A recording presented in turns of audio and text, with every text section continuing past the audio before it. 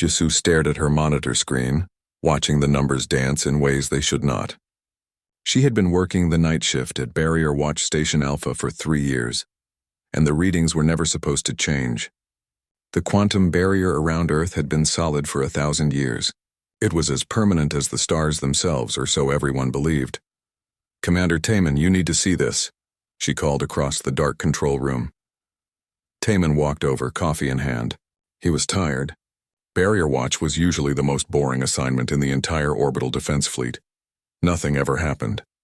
The barrier kept Earth safe, locked away from the galaxy that had tried to destroy humanity so long ago. He looked at Jisoo's screen and his coffee cup slipped from his fingers. The barrier was failing. Small fluctuations rippled across the quantum field near Jupiter's orbit. They were tiny, almost invisible, but they were there, and they were growing. "Get Admiral Soo-hyun on the line, now." Taman's voice was steady, but his hands shook as he pulled up the long-range sensors. If the barrier was weakening, they needed to know what waited on the other side. Within an hour, every important person on Earth was staring at the same terrifying image. Dr. Heejin stood in the emergency command center, her face pale as she studied the sensor data. She was Earth's top expert on Vral biology, though she had never seen a living Vral. No human had, not for 1,000 years. 6 contacts, reported the sensor officer. Biosignatures match Vral patterns, but the size is wrong. How wrong? Admiral Soo-hyun asked. She commanded all of Earth's defense forces, a job that had been mostly ceremonial for centuries. Not anymore. Each one is approximately the size of Earth's moon, Admiral. They're 3 times larger than any Vral ship recorded in the First Contact War. The room fell silent. Everyone knew the stories. 1,000 years ago, humanity had reached for the stars and found the Vral waiting. The Vral were perfect predators, living ships that hunted entire civilizations. They had nearly destroyed Earth in 6 months of brutal warfare. Humanity's final act had been to raise the quantum barrier, cutting Earth off from the rest of space. It was supposed to save them. It was supposed to be permanent. "How long until the barrier fails completely?" Soo-hyun asked. Taman pulled up the calculations. 72 hours, Admiral. Maybe less. Dr. Heejin stepped forward, her tablet clutched in both hands. "Admiral, they know." The Vral somehow sensed the barrier weakening. They've been waiting out there for 1,000 years, and now they're coming to finish what they started. Captain Minho entered the command center, still pulling on his uniform jacket. He commanded the Indomitable, Earth's newest and most powerful warship. It had been built in secret over the past century, designed from old Vral technology recovered after the First Contact War. Minho was young for a captain, only 35, but he was the best pilot Earth had ever produced. "You called for me, Admiral?" "Captain, how many ships can we field in 72 hours? Minho did not hesitate. "The entire defense fleet can be ready in 48 hours. 300 ships, including the Indomitable. But Admiral, if those readings are correct, we're outmatched. 6 Vral bioships of that size could tear through our fleet in minutes." "Then we don't fight them in space," Soo-hyun said quietly. "We make them come to us." She turned to address the entire room. 1,000 years ago we ran. We hid behind a wall and hoped the monsters would forget about us. But we didn't spend that time cowering. We spent it preparing for this exact moment. Soo-hyun activated a holographic display. It showed Earth's solar system, but not as most people knew it. Hidden weapons platforms orbited every planet. The moon itself was covered in concealed defense systems. Railguns were buried in mountains across Earth's surface. The asteroid belt had been converted into the largest minefield in human history. "We've been getting ready for them to come back," Soo-hyun continued. "Every generation we built more weapons. We studied their biology. We learned their weaknesses. And we developed countermeasures." Taman felt hope flicker in his chest. "What kind of countermeasures?" Dr. Heejin took over the briefing. "The Vral are perfect predators because they function as a hive mind. All 6 of those ships are connected through a quantum-entangled neural network. They coordinate perfectly, sharing information instantly across vast distances. It makes them nearly impossible to fight." "Nearly impossible," Minho repeated. "What's the weakness?" "The Alpha Vral," Heejin said, highlighting the largest of the 6 approaching ships. "It's the hub of their network. If we can disrupt or destroy the Alpha, the entire pack becomes disoriented. They'll lose coordination, and individual Vral ships are much easier to kill. So we just need to destroy a moon-sized living battleship, while 5 others try to kill us," Minho said dryly. "Simple. We have weapons they've never seen before," Soo-hyun assured him. "Quantum disruption torpedoes that can penetrate their bioarmor, neural feedback cannons that turn their own nervous systems against them, and something else. Something that gives us a real chance." She nodded to a door at the back of the command center. It opened and a woman walked in. She wore black combat armor that seemed to absorb light. Her eyes were different, enhanced with technology that made them glow faintly in the dim room. She moved with inhuman grace, every step perfectly balanced. "This is Sergeant Yuna," Soo-hyun said. "She's a Reaper." Minho had heard rumors about the Reaper program, but seeing one in person was different. Yuna looked human, but there was something else there too. Something dangerous. Reapers are enhanced soldiers, Heejin explained. Their bodies have been modified with technology that makes them immune to Vral bioweapons. They're strong enough to fight the creatures hand-to-hand, and fast enough to survive inside a Vral bioship. "Inside?" Taemin asked. "That's the mission," Soo-hyun confirmed. "Captain Minho, you'll take the Indomitable on a direct approach to the Alpha Vral. You'll get close enough to breach their bioarmor, and Sergeant Yuna's team will deploy directly into the creature. They'll fight their way to the neural center and plant a disruption bomb. When it detonates, the entire pack's coordination will collapse." "It's a suicide mission," Minho said flatly. "Yes," Soo-hyun agreed. "It probably is. But it's also our only chance. If the Vral reach Earth with their coordination intact, we lose. If we can break their network, we have a fighting chance." The command center's alarm suddenly blared. Jisoo's voice came over the speakers, high and frightened. "Admiral, the barrier degradation is accelerating. We don't have 72 hours. We have 48, maybe less." Soo-hyun looked at her officers, at the enhanced soldier standing silently in her black armor, at the holographic display showing 6 massive nightmares approaching their home. "Then we don't waste any more time. Captain Minho, get to your ship. Sergeant Yuna, brief your team. Commander Taemin, coordinate the fleet deployment. Dr. Heejin, I need every piece of data on Vral biology sent to our ships within the hour." She turned to face the main screen, watching the 6 distant contacts creeping closer. 1,000 years ago, we barely survived. We were unprepared, naive, weak, but we learned. We adapted. And now when they come back expecting easy prey, they're going to learn something about humanity. "What's that, Admiral?" Minho asked. Soo-hyun smiled, and it was not a kind expression. "That we hold grudges for a very, very long time." The briefing room was deep underground, carved into solid rock beneath Earth Central Command. Captain Minho sat at the long table studying the faces around him. Lieutenant Nari, his second-in-command, sat to his right. She was calm as always, her hands folded neatly on the table. Across from them, Sergeant Yuna waited with 3 other Reapers, all wearing their light-absorbing black armor. At the head of the table, Admiral Soo-hyun pulled up classified files that were marked with red warning symbols.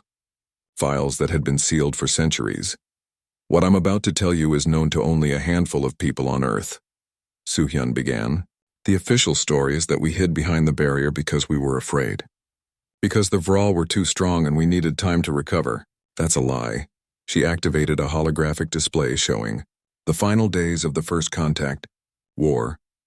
Minho watched as human ships were torn apart by living vessels that moved like predators stalking prey.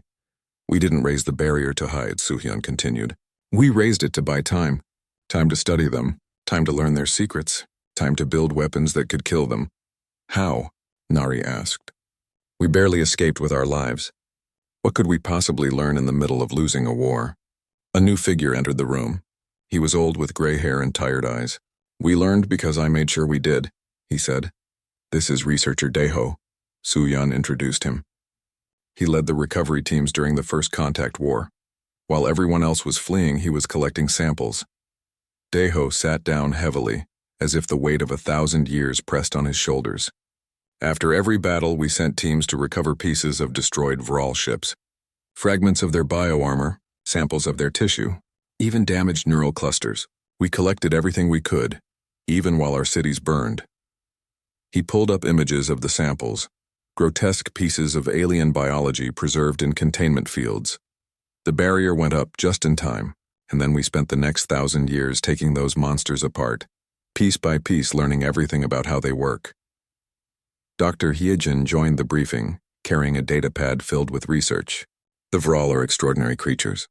Their bioships are single organisms, but they function more like a colony, millions of smaller organisms working together, all controlled by a central neural cluster.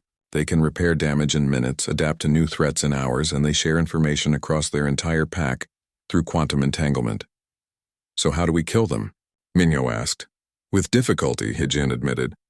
Their bioarmor is stronger than any metal we can make. It regenerates faster than we can damage it. And their weapons are just as biological as they are. They shoot plasma generated from their own bodies. And they can board ships by literally eating through the hull.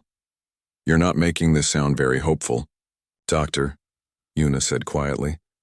I'm getting to the good part, Hijin replied. The Vral have one critical weakness. Their quantum neural network makes them powerful, but it also makes them vulnerable. The Alpha Vral acts as the central hub. It processes information from the entire pack and sends out coordinated commands. If we disrupt that hub, the pack falls apart. She showed them scans of the Alpha Vral's internal structure. It was massive, a labyrinth of biological corridors and chambers all centered around a glowing neural cluster the size of a building. That's where Sergeant Yuna's team comes in, Soo-hyun said. You'll need to reach that neural center and plant a neural feedback bomb. It's a weapon we developed specifically for this purpose. When it detonates, it will send a massive feedback pulse through the entire quantum network. The Alpha will die instantly, and the other 5 Vral will be cut off from their coordination. Minho studied the scan, tracing possible routes through the alien structure. How do we get them inside? That's your job, Captain, Soo-hyun replied. The Indomitable is equipped with prototype quantum disruption torpedoes. They're powerful enough to breach the Alpha's bioarmor, but only if you get close enough, within 500 meters. 500 meters? Nari's calm finally cracked. Admiral, at that range they'll tear us apart. Probably, Soo-hyun agreed. Which is why the rest of the fleet will be engaging the other 5 Vral, trying to draw their attention away from you. You'll have one chance, Captain. One shot to breach the armor and deploy the Reapers. Minho looked at his crew. Nari met his eyes and nodded slowly. They had trained together for years, flown countless simulations. If anyone could pull off an impossible mission, it was them. What about the Reapers? He asked. How long will they need inside? Daeho answered this time. The neural feedback bomb takes 10 minutes to charge after placement. Sergeant Yuna's team will need to fight their way to the center, plant the bomb, and then fight their way back out, all while inside a living creature that's trying to kill them. We've trained for this, Yuna said. Her voice was steady, emotionless. We know what we signed up for. Minho looked at her closely. The Reapers were volunteers, he knew that much. But what kind of person volunteers to be turned into a living weapon? What kind of person agrees to have their body modified with technology that makes them only partly human? As if reading his thoughts, Yuna met his gaze. We're still human, Captain. We just became the kind of human that can fight monsters. The modifications are extensive, Hijin explained. Enhanced muscles, reinforced bones, upgraded nervous systems. Their bodies are partially mechanical, but the mind remains fully human. They're immune to Vral biotoxins, and their weapons are designed specifically to kill Vral tissue. She gestured to the rifles the Reapers carried. They looked organic themselves, with flowing lines and strange shapes. These are neural disruptors. They fire pulses that scramble Vral nervous systems. Against a normal Vral organism, one shot is fatal. Against the smaller organisms inside the bioship, they're even more effective. How many Reapers do we have? Minho asked. 20 teams, Soo-hyun replied. 200 of humanity's finest soldiers, all enhanced, all trained specifically for this mission. But we can only fit one team on the Indomitable for the Alpha assault. The other teams will deploy to the remaining Vral ships if the opportunity arises. Minho did the math in his head. 20 teams against 6 moon-sized monsters. The odds were terrible. I know what you're thinking, Soo-hyun said. This sounds like a desperate last stand. A final gamble. But I want you to understand something. We didn't spend 1,000 years preparing to lose. We prepared to win. She pulled up a new display showing weapon systems that Minho had never seen before. Massive orbital platforms, planet-side defense grids, hidden arsenals scattered throughout the solar system. If the Vral get past our fleet, they'll find that Earth itself is a fortress. We've turned our entire world into a weapon. The moon is covered in railguns. Our orbital elevators are actually massive laser batteries. We have antimatter mines hidden in the asteroid belt. This isn't just a battle, Captain. It's a trap. A trap that requires 6 Vral bioships to survive long enough to spring, Nari pointed out. Exactly, which is why your mission is critical. Break their coordination, and they'll fly straight into our defenses without adapting. Keep them coordinated and they'll recognize the trap and avoid it. Deho stood up, his old hands trembling slightly. I've spent my entire life preparing for this day. I collected those first samples when I was 20 years old. I'm 90 now. I've dedicated 70 years to studying these creatures, to finding ways to kill them. And I'm telling you, this will work. We can win. But it will cost us, Soo-hyun added quietly. We'll lose ships. We'll lose people. Some of you in this room won't survive the next 48 hours. But your sacrifice will save billions. It will prove that humanity doesn't just survive. We fight back. Minho stood up, his decision made. When do we launch? 18 hours, Soo-hyun replied. The barrier will collapse in 42 hours based on our latest projections. We need the fleet in position before that happens. You'll launch first, Captain. The Indomitable will lead the way. Yuna and her Reapers stood as well. We'll be ready, Admiral. As the briefing ended and people filed out, Minho caught Nari's arm. Do you think we can actually do this? Nari looked at him with those steady eyes that had never shown fear. 1,000 years ago we ran because we weren't ready. But we're ready now. We're more than ready. Those monsters are about to learn what happens when you give humanity time to prepare. Minho nodded and headed for the door. He had 18 hours to get his ship ready for a suicide run at a moon-sized monster. 18 hours to make peace with the fact that he probably wouldn't survive. But as he walked through the underground corridors toward the surface, he felt something he hadn't expected. Not fear, but anticipation. The Vral had won 1,000 years ago because humanity was naive and unprepared. But that humanity was long gone.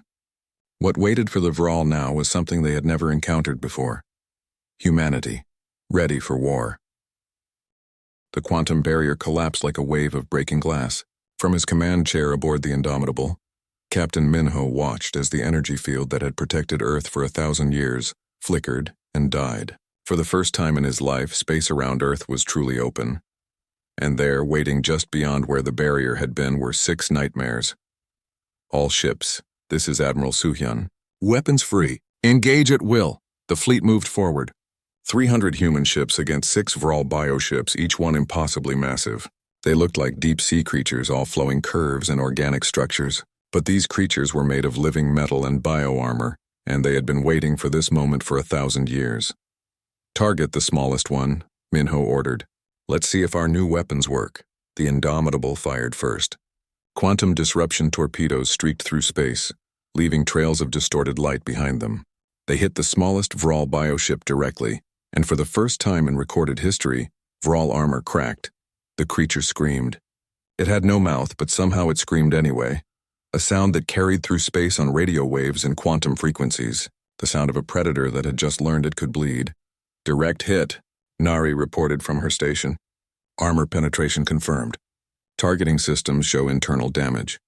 All across the fleet, human weapons opened fire. Railguns accelerated metal slugs to nearly light speed.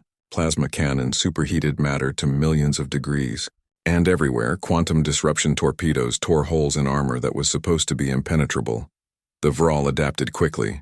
Their bioarmor began to shift and change, trying to compensate for weapons they had never encountered before. But they were too slow. 1,000 years of being the galaxy's apex predators had made them confident, perhaps too confident. They had forgotten what it felt like to fight prey that actually fought back. Ensign Junho piloted his fighter through a storm of plasma fire, leading his squadron in a coordinated strike on the smallest Vral ship. He was young, barely 22, and this was his first real combat. His hands shook on the controls, but his voice was steady. Gold Squadron, form up on me. Attack pattern Delta. Target the breach Captain Minho opened. 12 fighters dove toward the wound in the Vral's armor, firing everything they had. Missiles, torpedoes, and railgun rounds poured into the opening. The Vral tried to close the wound, its bioarmor flowing like liquid metal, but it wasn't fast enough. It's working, someone shouted over the squadron channel. We're actually hurting it! The smallest Vral ship shuddered, then began to break apart. Chunks of organic matter exploded outward as internal systems failed. Within minutes, the massive creature was dead, its corpse drifting through space. On Earth, millions of people watched on emergency broadcast screens. Chancellor Marai stood in the Capitol building, trying to keep her voice calm as she spoke to the world. Citizens of Earth, this is not a drill. The Vral have returned and our fleet is engaging them now. Please remain calm and follow all emergency protocols. Our military has prepared for this day for 1,000 years. Have faith in our defenders. But even as she spoke, she could see the numbers on her private screen. 1 Vral ship destroyed, but 5 remained. And they were learning. The remaining Vral spread out, no longer advancing in a tight formation. They began to coordinate their attacks, targeting specific human ships with overwhelming firepower. One of Earth's cruisers exploded in a ball of superheated plasma. Then another. The Vral were showing why they had ruled the galaxy for so long. Fleet status? Admiral Soo-hyun asked from her command center on Earth's moon. 23 ships destroyed, Admiral. Casualties are high, but we've stopped their advance. They're adapting to our weapons, but we're holding the line. Commander Taman coordinated the defense from his station, moving ship squadrons like pieces on a chessboard. Admiral, 2 more Vral are breaking formation. They're heading directly for Earth. Let them come, Soo-hyun replied. Activate the planetary defenses. On Earth's surface, mountains opened up to reveal massive railgun batteries. Orbital elevators that people thought were just for cargo transport suddenly came alive with energy, their cores glowing with barely contained power. And the moon, humanity's ancient companion, revealed its true purpose. The entire surface of the moon was a weapon. Railguns bigger than buildings emerged from hidden silos. Laser arrays that could cut through a planet's crust powered up. Missile platforms that had been disguised as mining operations for centuries opened their doors. Firing, reported the moon base. Commander, the 2 Vral ships approaching Earth suddenly found themselves under attack from every direction. Railgun slugs traveling at relativistic speeds punched through their armor before they could adapt. Lasers carved glowing lines across their surfaces. Missiles filled with antimatter detonated against their hulls. The Vral had expected easy prey. They found a fortress world that had been preparing for their return for a millennium. Aboard the Indomitable, Minho watched the planetary defenses engage. That's our opening. Nari, plot a course straight for the Alpha. Maximum burn. Captain, if we commit now, we won't be able to retreat. I know. To it anyway. The Indomitable's engines flared to full power, pushing the ship to its absolute limits. Behind them, the rest of the fleet continued to engage the smaller Vral ships, keeping them occupied while Minho made his run. In the troop bay, Sergeant Yuna and her Reaper team made final equipment checks. Private Seojin, the youngest of the squad, tried to hide his nervousness by cleaning his neural disruptor rifle for the 10th time. First mission? Yuna asked him quietly. Yes, Sergeant. I finished training only 3 months ago. Nervous? Terrified, Seojin admitted. Yuna put a hand on his shoulder. Good, fear keeps you alive. Just remember your training and stay close to the team. Another Reaper, Corporal Hanul, laughed darkly. Stay close? We're about to get shot inside a moon-sized monster. I don't think staying close is going to help much. It will, Yuna said firmly. We function as a unit. We train together, we fight together, and we survive together. Everyone comes home. That's a nice thought, Sergeant, Hanul replied. But we all know this is a one-way trip. Maybe, Yuna agreed. But let's make it count. The Indomitable accelerated toward the Alpha Vral, which hung back from the battle, coordinating its pack. It was twice the size of the other bioships, a massive creature that had survived for countless centuries. It noticed the single human ship approaching and began to turn its weapons toward them. Incoming plasma fire, Nari reported. Multiple locks. They're throwing everything at us. Evasive maneuvers. Don't slow down. The Indomitable twisted through space, dodging streams of superheated plasma that could vaporize a ship in seconds. Minho's piloting was perfect, almost inhuman in its precision. He had trained his entire life for this moment. 5,000 meters to target. Nari counted down. 4,000. 3,000. The Alpha Vral's weapons intensified. One shot clipped the Indomitable's shields and the entire ship shook. Warning alarms blared across the bridge. Shields at 40%, someone reported. Keep going, Minho ordered. 2,000 meters. 1,000. Fire torpedoes. All of them. The Indomitable launched every quantum disruption torpedo it carried. Dozens of weapons streaked toward the Alpha Vral, and the massive creature tried to dodge, but it was too large, too slow. The torpedoes hit in a concentrated barrage, and the Alpha's bioarmor cracked open like an egg. Breach confirmed, Nari shouted. The wound is large enough. Sergeant Yuna, you're clear to deploy. In the troop bay, Yuna activated her helmet. All right, team, this is it. Remember, we push straight for the neural center. No stopping, no hesitation. Seojin, stay in the middle of the formation. Hanul, watch our rear. Let's go hunting. The deployment bay doors opened and the Reapers jumped into space. Their suits fired micro-thrusters, guiding them toward the massive wound in the Alpha Vral's side. Behind them, the Indomitable continued to fire, keeping the wound open. Yuna was the first to enter the alien creature. She passed through the torn bio-armor and into a nightmare landscape of organic corridors and pulsing walls. The interior of the Vral was alive in ways that made her enhanced mind struggle to comprehend. Team is inside, she reported, beginning approach to the neural center. Captain Minho, keep that door open for us. We'll be here, Sergeant. Good hunting. Yuna led her team deeper into the living darkness, and behind them the battle for Earth's survival raged on. Humanity's fleet fought with everything they had, and slowly, impossibly, they were winning. But the hardest part was still ahead. Inside the Alpha Vral, in the pulsing heart of the nightmare, Yuna and her Reapers would decide the fate of their entire species. The hunt had begun. Inside the Alpha Vral, Sergeant Yuna moved through corridors that should not exist. The walls pulsed with something like breath. The floor beneath her boots felt warm, alive. Everything was organic, grown rather than built. And everywhere smaller Vral organisms crawled and slithered, part of the greater whole. Contact front, she said calmly, raising her neural disruptor rifle. The creature that emerged from the darkness was the size of a large dog, but it looked nothing like any Earth animal. It had too many legs and no visible eyes, but it knew exactly where the Reapers were. It charged forward, mandibles clicking. Yuna fired. The neural disruptor pulse hit the creature and it collapsed instantly. Its nervous system scrambled beyond recovery. More creatures appeared, drawn by the intrusion. Hanul, right side. Seojin, cover left. Keep moving forward. The Reapers advanced in perfect formation, their weapons firing in controlled bursts. Every shot was fatal. The smaller Vral organisms died quickly when their neural systems were disrupted, but there were so many of them. They're coming out of the walls, Seojin said, his voice tight with stress. He fired at a creature that literally grew out of the pulsing floor, its body forming from the same organic material as the corridor. This entire ship is one organism, Yuna reminded him. Everything in here is part of it. Stay focused. They pushed deeper into the Alpha Vral, following the route that Dr. Hyojin had mapped from sensor data.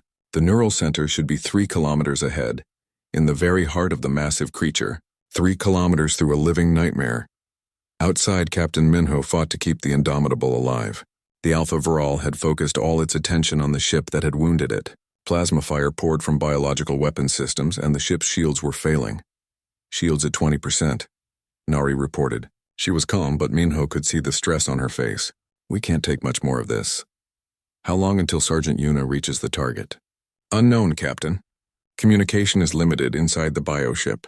We're getting basic status pings, but no details. Another plasma burst hit the Indomitable and the ship shook violently. Warning alarms screamed from every station.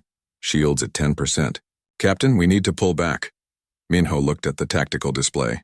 If they retreated now, the Alpha Vral's bioarmor would seal the wound they had created. The Reapers would be trapped inside with no way out. They would die in there and their mission would fail. Negative. We hold position. Transfer all auxiliary power to the shields. Captain, if we do that, we'll lose life support. Then we lose life support. Those Reapers are counting on us to keep the door open. We don't leave until they're done. Nari hesitated for only a moment, then nodded. Transferring power now. Life support offline. We have approximately 15 minutes of air. Then they better work fast. 3 kilometers deep inside the Alpha Vral, Yuna and her team fought through an endless swarm of organisms. They had lost count of how many they had killed. Hundreds, maybe thousands. The creatures kept coming and the Reapers kept firing. Private Seojin took a hit. One of the Vral organisms got past their defensive formation and slashed at his armor with razor-sharp appendages. The armor held, but the impact threw him against the pulsing wall. Seojin is down, Corporal Hanul reported, pulling the young soldier back to his feet. I'm okay, Seojin gasped. Just got the wind knocked out of me. Keep moving, Yuna ordered. We're close. I can feel it, she was right. The corridor ahead opened into a massive chamber. and there in the center was the neural center. It was beautiful in a terrible way, a structure of glowing tissue and pulsing energy that stretched 3 stories high. Countless neural pathways connected it to the rest of the ship, and through those pathways the Alpha Viral controlled its entire pack. There it is, Yuna breathed. That's our target. Hanul, set up a defensive perimeter. Sojin, you're with me? We're planting the bomb. They moved into the chamber, and immediately every Viral organism in the area converged on them. It was as if the Alpha Viral finally understood what the intruders were trying to do. The neural center was its brain, its heart, its core, and it would defend it with everything. The Reapers fired continuously, their neural disruptors cutting down wave after wave of creatures. But for everyone they killed, 2 more appeared. The walls themselves seemed to be creating new organisms, growing them from raw organic matter. We can't hold this forever, Hanul shouted over the sound of weapons fire. We don't need forever, Yuna replied. Just 10 minutes. She and Seojin reached the base of the neural center. Up close it was even more incredible. Yuna could feel the energy radiating from it like standing next to a nuclear reactor. This was the mind that coordinated 6 moon-sized predators. This was what made the Viral pack so deadly. Help me place the bomb, she told Seojin. Together they attached the neural feedback device to the glowing tissue. The bomb was surprisingly small, about the size of a suitcase, but it contained enough concentrated energy to send a feedback pulse through every neural pathway in the Alpha Viral's body. Device armed, Yuna reported through her communications link. 10-minute timer starting now. Copy that, Sergeant. Captain Minho's voice came back, filled with static. We'll keep the exit open. Get out of there. But as Yuna turned to lead her team back the way they came, she saw the problem. The corridor they had used to enter the chamber was sealed. The Alpha Viral's bioarmor had grown over it, trapping them inside. We're blocked in, Hanul said, checking the other exits. All the corridors are sealing. It knows what we did. Yuna looked at the neural feedback bomb, counting down steadily, 9 minutes and 40 seconds until detonation. If they were still inside when it went off, they would die. The feedback pulse was designed to kill the Alpha Viral instantly, and nothing biological could survive it. Find another way out, she ordered. Move! The Reapers ran through the chamber, searching desperately for an exit. The Viral organisms continued to attack, and they fought back while running, killing and moving, never stopping. Seojin found a smaller corridor, partially sealed, but not completely. Here, I can see light through the gap. Can we break through? Yuna asked. I don't know, but we better try. They fired at the bioarmor blocking the corridor, their neural disruptors cutting into the organic material. It resisted, trying to heal as fast as they damaged it. But slowly the gap widened. Keep firing. We can make it. 8 minutes remaining. Aboard the Indomitable, Lieutenant Nari struggled to breathe in the thin air. Most of the crew had already passed out from oxygen deprivation. She and Captain Minho were among the last still conscious, kept awake by sheer determination. Captain, she whispered, her voice weak. We're not going to make it. We need to retreat now. Minho looked at the timer. 8 minutes until the Reaper's bomb detonated. 8 minutes until the mission succeeded or failed. He thought about the billions of people on Earth counting on them to succeed. He thought about the 1,000 years of preparation that had led to this moment. No, he said quietly. We hold. Captain, the crew is dying, I know. But if we leave, Sergeant Yuna and her team die for nothing. We hold position. Nari looked at him for a long moment, then nodded. Then we hold. She reached across and took his hand. If they were going to die here, at least they would die doing their duty. Inside the Alpha Viral, the Reapers finally broke through the sealed corridor. Yuna led the way, running as fast as her enhanced legs could carry her. Behind them, the neural center pulsed with increasing agitation, as if the Alpha Viral finally understood its death was coming. 6 minutes remaining, they sprinted through the organic corridors, retracing their path toward the breach. The way was longer than Yuna remembered. Everything looked the same, pulsing walls and living floors. She followed her enhanced memory, trusting her training. 4 minutes remaining. There! Seojin pointed ahead. I can see the breach. I can see space. They could all see it now. The wound in the Alpha Viral's side where they had entered. It was smaller than before, the bioarmor trying to heal, but it was still open. The Indomitable was there, holding position despite the plasma fire that continued to pour into it. 2 minutes remaining. Go, go, go, Yuna shouted. The Reapers threw themselves through the closing breach. their suit thrusters firing to carry them across the gap toward the Indomitable's open bay door. One by one they made it across. Hanul, then Seojin, then the other's Yuna was the last. She jumped, her thrusters pushing her toward safety. But as she cleared the breach, she looked back at the neural center deep inside the Alpha Vral's core. She thought about what Dr. Hyejin had discovered. The Vral were created by someone else, engineered to be perfect predators. They were victims too, in a way, but Earth had its own victims. Billions of humans who had died in the First Contact War. 1,000 years of isolation. And now, people dying in the fleet outside, fighting to protect their home 1 minute remaining. She reached the Indomitable and the bay doors slammed shut behind her. "We're in! Captain, get us out of here!" Minho didn't respond. Nari triggered the emergency retreat protocol, but Minho's hands were slack on the controls. Both of them had passed out from oxygen deprivation. The bridge crew is unconscious, Yuna realized. Someone take the helm. Seojin ran for the bridge, his training kicking in. He might be young, but all Reapers knew basic ship operations. The silence was deafening. For 1,000 years, the galaxy had lived with the sound of the Vral, their quantum communications humming through space like a constant background noise. Now that sound was gone. The Alpha was dead, and with it the neural network that had coordinated the pack. Commander Taman watched from his command station as the 5 remaining Vral bioships began to drift. They were still alive, still dangerous, but they moved without purpose now. Like predators that had suddenly gone blind and deaf. "All ships, this is Admiral Suhyun. The neural network is down. The Vral have lost coordination. Press the attack. Show no mercy." The human fleet descended on the confused creatures like wolves on wounded prey. Without their coordination, the Vral fought as individuals, and individually they could be killed. One by one, the massive bioships were torn apart by weapons humanity had spent 1,000 years developing. It took 18 hours to destroy them all. 18 hours of brutal combat, of human ships sacrificing themselves to bring down the monsters. When it was finally over, all 6 Vral bioships were dead, their corpses drifting through space around Earth. The cost had been terrible. 94 ships destroyed, 12,000 crew members dead, 3 orbital stations damaged, and millions dead on Earth from the plasma bombardment that had gotten through the defenses. But Earth survived. Humanity survived. Captain Minho woke up in a hospital bed, his head pounding. Lieutenant Nari was in the bed next to him, already awake and reading a data pad. "How long was I out?" he asked, his throat dry. 3 days, Nari replied. "Oxygen deprivation. The doctors say we're lucky to be alive. A few more minutes and we would have had permanent brain damage." The mission. Success. All 6 Vral destroyed. Sergeant Yuna and her team made it back.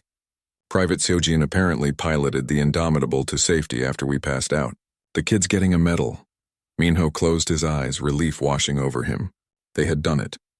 Against impossible odds, they had actually done it. What's the fleet status? Decimated, but recovering. We lost almost 1/3 of our ships, but the shipyards are already building replacements. Admiral Suhyun says we'll have a full fleet again within 6 months. Why would we need a full fleet? The Vral are dead. Nari looked at him with an odd expression. "A lot has happened while you were unconscious, Captain. You should probably watch the news." She handed him her data pad, and Minho saw something he never expected. First contact transmissions, hundreds of them from all across the galaxy. After 1,000 years of silence, other civilizations had watched the battle. They had seen Earth's defense. They had witnessed the impossible, the Vral being destroyed, and now they wanted to talk. Dr. Hyejin stood in her laboratory studying samples taken from the dead Vral bioships. What she found there changed everything humanity thought they knew about the galaxy. They were engineered, she explained to Admiral Suhyun, who had come to review her findings. The Vral weren't natural predators. They were created by an ancient civilization we're calling the Architects. Biological weapons designed to hunt and kill. But why would anyone create something like that? We don't know. The Architects are long extinct. But we found traces of their genetic engineering in the Vral's DNA. Complex code sequences that could only be artificial. And here's the frightening part. We found similar sequences in tissue samples from other species. Suhyun felt cold. You're saying other species were created by the Architects too? Possibly. Maybe even humans. We need to do more research, but the implications are staggering. The galaxy might be full of engineered species. all created by the architects for reasons we don't understand. The first official contact came from a civilization called the Kelmar Collective. They were a peaceful species that had been hiding from the Vral for 8 centuries, living in underground cities on the edge of the galaxy. Commander Taman was present when their ambassador's ship arrived at Earth's moon. The ambassador was a tall, thin being with 4 arms and skin that changed color when they spoke. "We watched your battle," the ambassador said through translation software. "For 800 years, we believed the Vral were invincible. We hid like you did, but you didn't just hide. You prepared, you fought back, and you won." "We were lucky," Taman replied diplomatically. "No," the ambassador said firmly. "Luck didn't build your fleet. Luck didn't develop weapons that could kill Vral. Luck didn't give your soldiers the courage to fight inside a living nightmare. You won because you were willing to do what it took to survive." More civilizations made contact over the following weeks. Some came seeking trade. Others wanted military alliances. Many came simply to see the species that had killed the galaxy's apex predators. Admiral Suhyun found herself thrust into galactic politics. The Galactic Senate, which had not met in 800 years due to Vral predation making space travel too dangerous, called an emergency session. Earth was invited to send a representative. "Why us?" Suhyun asked Chancellor Mirai. "We just came out of isolation. We don't know anything about galactic politics." "That's exactly why they want us," Mirai replied. "We're not part of any existing alliances or conflicts. And more importantly, we proved we can fight. Half the galaxy wants our protection, and the other half is afraid we'll turn our weapons on them. Are we going to? That's what you need to help me decide, Admiral. You've spent your entire career preparing for war. Now I need you to help me navigate peace." Sergeant Yuna visited the memorial for fallen reapers. 200 names were carved into black stone, including 12 from her own unit who had died in other missions during the battle.